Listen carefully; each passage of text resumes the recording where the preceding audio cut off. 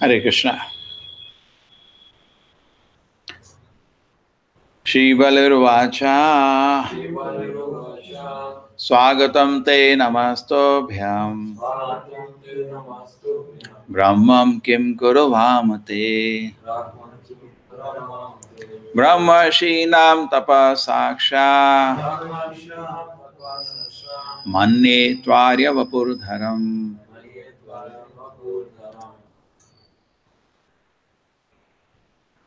Bali Maharaj then said to Lord Vamandeva, O Brahman, I offer my hearty welcome and my respectful obeisances. Please let me know what we may do for you. We think of you as the personified austerity of the great Brahmana sages.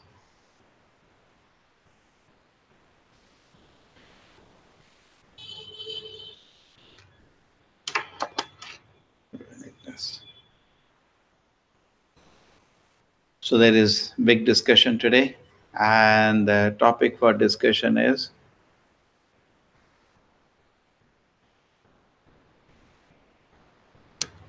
Yukta Vairagya.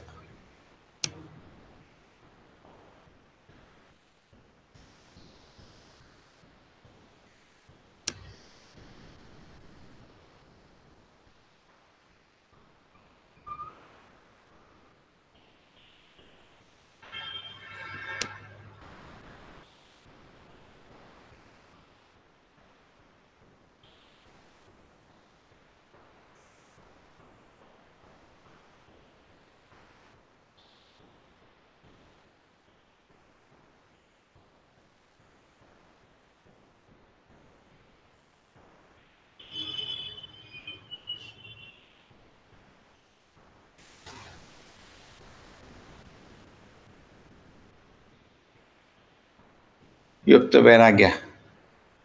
Correct translation? So this is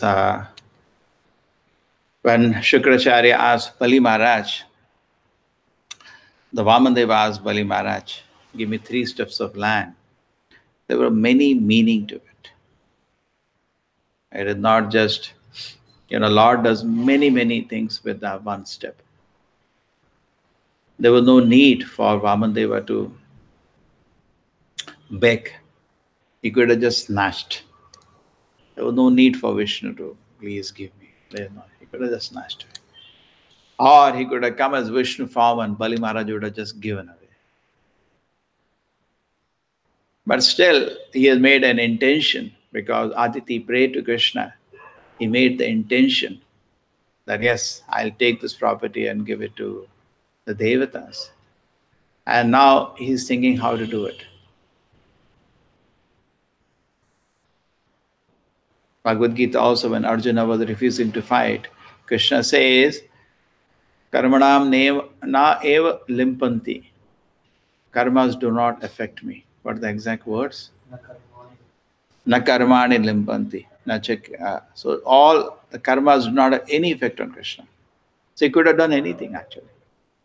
But Krishna is very careful to do things in such a way that it sets a good example. And then the people get inspiration. Now, where he is coming to Bali Maharaj, and he asks for only 3 steps of land, that will happen in the next chapter. Why does he ask only for 3 steps of land? It is Yukta Vairagya. Because let us just understand the Yukta Vairagya principle. This is a very famous shloka. There are 2 shlokas which are very famous. Hare Krishna Mataji. Hare Krishna 2 Prabhu. shlokas which are very famous as far as the Yukta Vairagya is concerned. Prapanchikataya buddhya hari sambandhi vasunaha mumukshivi parityago vairagyam falgam uchyate. It's a very famous verse. Prapanchikataya buddhya hari sambandhi vasunaha. So Prabhupada says, hari sambandhi vasuna, something I can use for Krishna and I am seeing it as material. Mumukshivi parityago vairagyam falgam uchyate. This can be connected to Krishna's service and I am not connecting to Krishna's service, then it is Falgu Vairagya. The Vairagya is useless. It's like, I will not use laptop, I will not use car, I'll walk on the road. That is Falgu Vairagya. Prabhupada said, let them walk. Let them walk. We will quickly fly around and finish the preaching. So there is called Vairagyam Falgu. This is a very famous verse. Prapanchikataya buddhya hari sambandhi vasunaha mumukshubi parityago Vairagyam Falgu muchyate. And there is another verse which comes. I'm not. There's one more verse comes. What is the other? Yukta Vairagya Uchyate.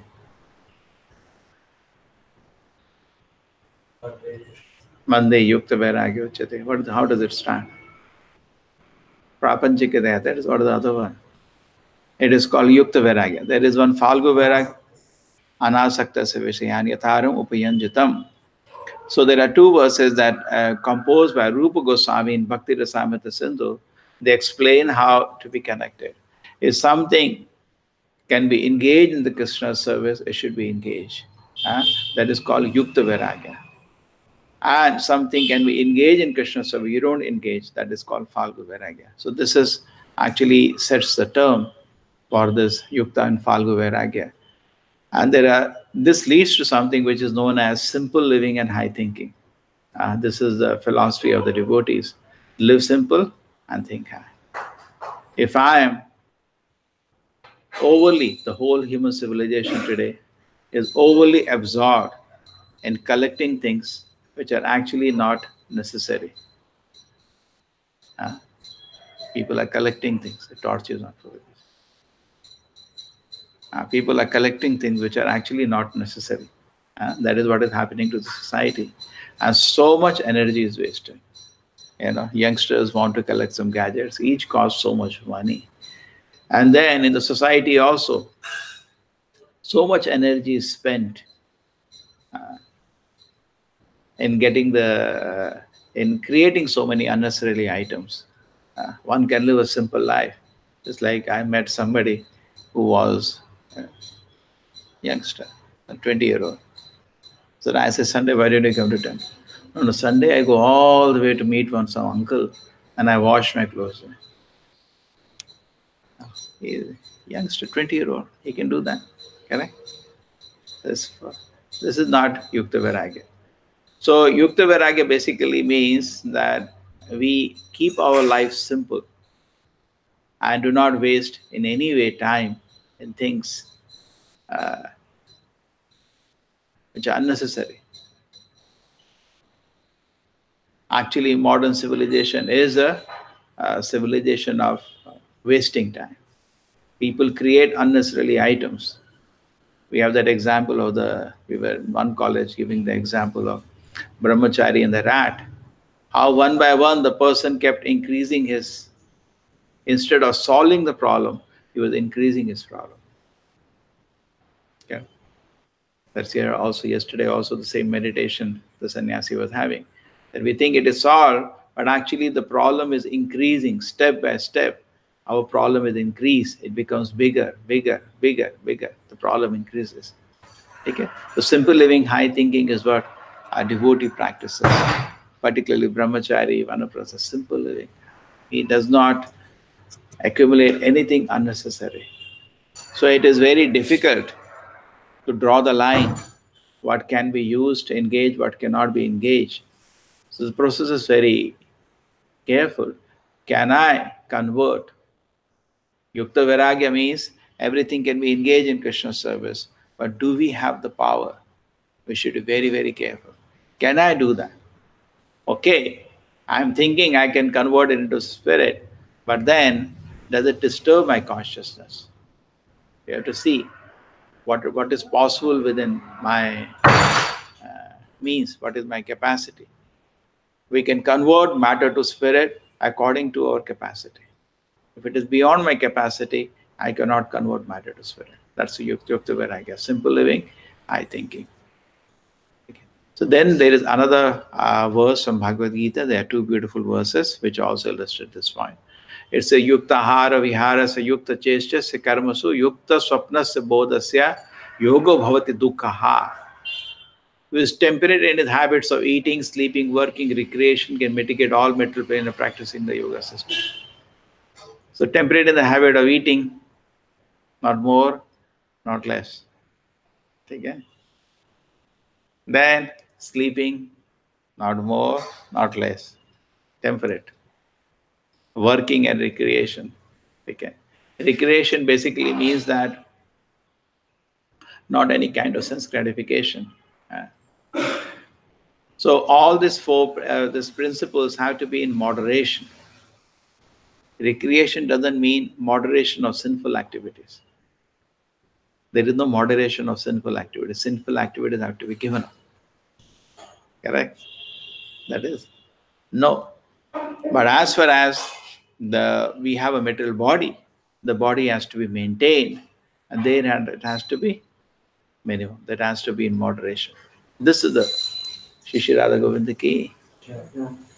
So this verse makes it very clear. Kamasya nendriya priti labha jiveta yavata jivasya tattva jigyasa nartos chesa karma vihi. This is a beautiful verse. So human life should not be focused upon kamasya nendriya priti. The focus of human life is not to enjoy the senses. Kamasya, that is not the focus. Labha jiveta yavata, just self-preservation. Jivasya tattva jigyasa.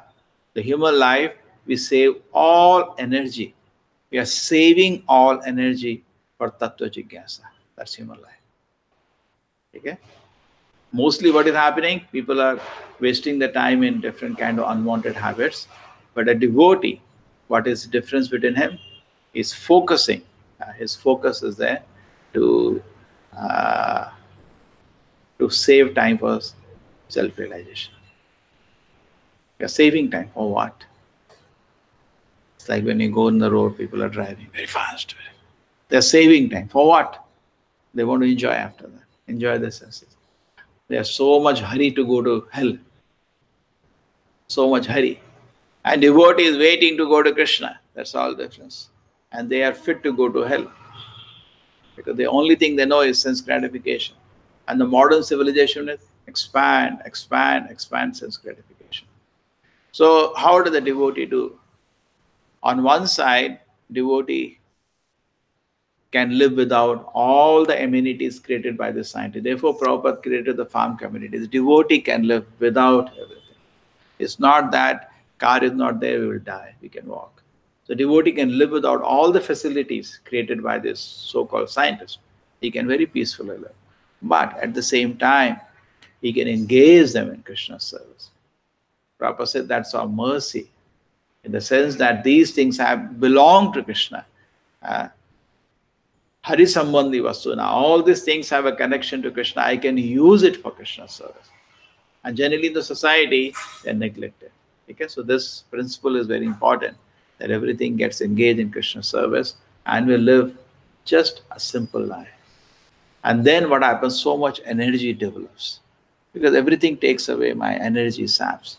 So when my mind is absorbed in so many kind of unwanted things, I'm tired, I'm exhausted.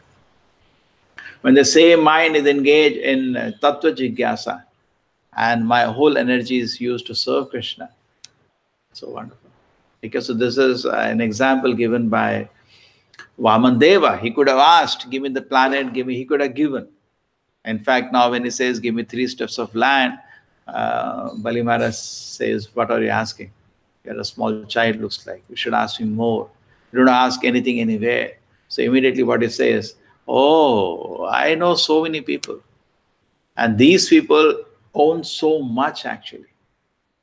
These kings own so many things, but then they died. Everything is lost. And they were never satisfied. So what is the point? If I am not satisfied by 3 steps of land, I will not be satisfied by anything.